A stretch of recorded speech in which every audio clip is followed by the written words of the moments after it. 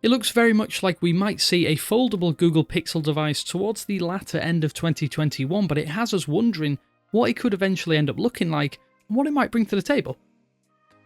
Thanks for watching 9 to 5 Google here on YouTube. Remember to thumbs up, hit subscribe, and then tap the bell icon to be among the first to watch our upcoming videos.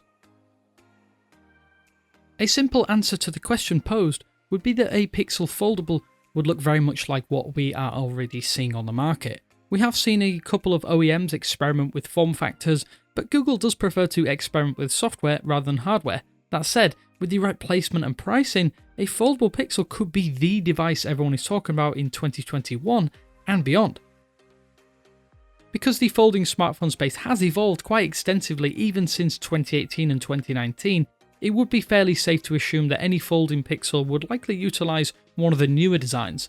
It would be really interesting to see something like the Surface Duo's Passbook style implementations, but it's hard to deny that the Samsung Galaxy Z Fold 2 has been the benchmark since it came to market last year and resolved some of the lingering issues that the original Fold suffered from, including durability.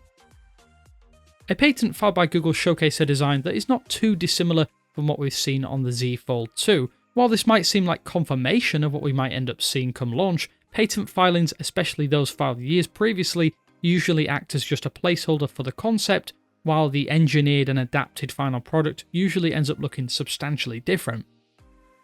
We'd very much expect a foldable Pixel to adopt a Z Fold 2 design with a smaller outer display and larger outwardly folding inner display.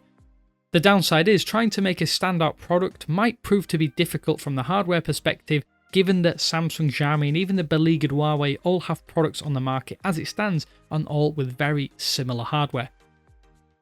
Plus there is of course the interesting rollable concept that was recently made real by Oppo. That said, it's highly unlikely that Google would try something so drastic with a foldable or rolling Pixel device, at least at this stage. Another hint that this design will be adhered to, or at least similar to, is the usage of a Samsung ultra-thin glass OLED display. Samsung has mastered the art of a foldable glass panel.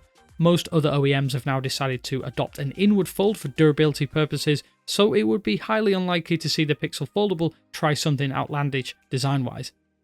We are of course expecting something special from the internally developed Whitechapel CPU that Google is building with the help from Samsung.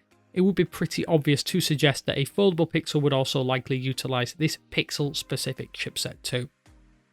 Early estimates suggest that the Whitechapel chip will offer performance levels similar to that of the Pixel 5 Snapdragon 765G, but of course other reports since then have suggested that PVT units are achieving performance levels closer to that of the Qualcomm Snapdragon 870.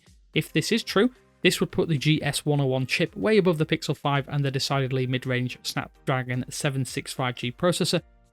At this stage, we don't know what the Whitechapel chip will provide in terms of performance levels, but we know that it will not match the Snapdragon 888 or 888 Plus, and that will likely be enough for most people, given that the 870, if this is a benchmark figure, is a fairly substantial chipset for most devices.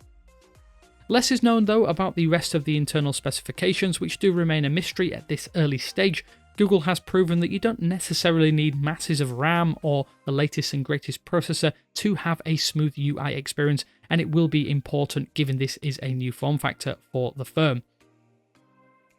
It's much harder though to hide poor battery performance, so we are hoping that we see at the very least a 4500 mAh internal cell, which has been very good on the Z Fold 2 over the past 12 months.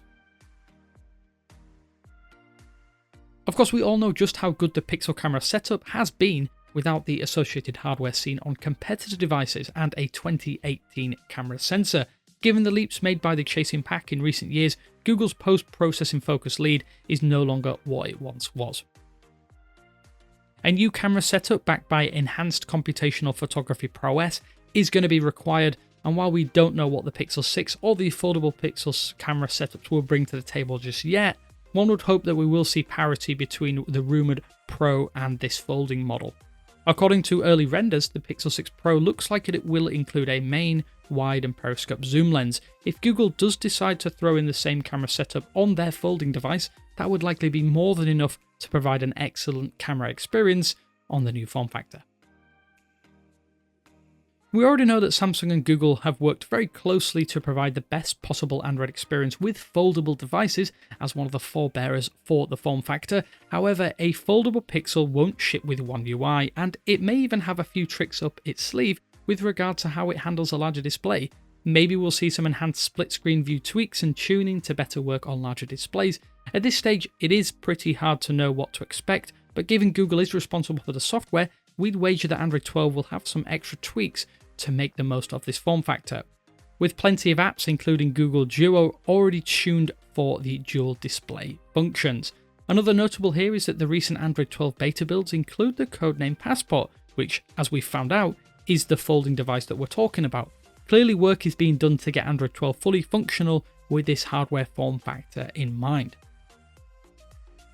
Speculating on the proposed pricing of a foldable device is tough because while previous hardware from other OEMs does give an indication of what we might see in terms of cost, the technology is improving and driving down the production costs associated with these devices. There's no way to accurately know, but one would assume that $1,000 plus is a fair assumption to make for a high-end foldable. That said, a foldable Pixel doesn't look like it will be competing directly with the likes of the upcoming Galaxy Z Fold 3. It's still a little too early to make huge assumptions on the pricing of the Pixel Foldable, but $1,200 plus seems likely given the competition and flagship nature of the form factor for Google. That said, it may be a hard sell if the Whitechapel chip cannot match the performance of the current Snapdragon 888 or the 888 Plus, putting the on-paper performance below that of certain competitors which are likely to adopt this chipset. If Google could come in at just under that $1,000 mark, we know for a fact this will undoubtedly make a splash in the market. What we do know is that Google is actively working on this smartphone.